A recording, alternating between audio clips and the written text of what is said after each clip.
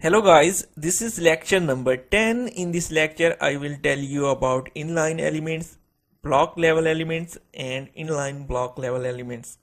The numbers of elements are inline or block level elements.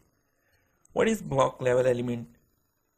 Block level elements take up a whole line in the browser from edge to edge and include a line break after the element. So look at the example. Heading 1, paragraph, unordered list, table. These are the block level elements. Inline elements. Inline elements do not take up a whole line, have no line break, and are only as wide as the content within the element. So here are some inline elements: anchor tag, span, and image.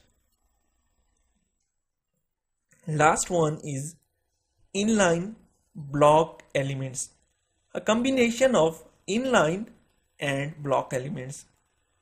Like the inline element, the box is only as wide as the content, but like a block level element, the element sides on its line.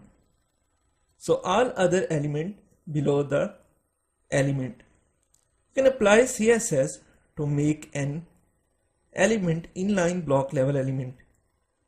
Thank you guys for watching this lecture. Please subscribe our channel. Have a nice day.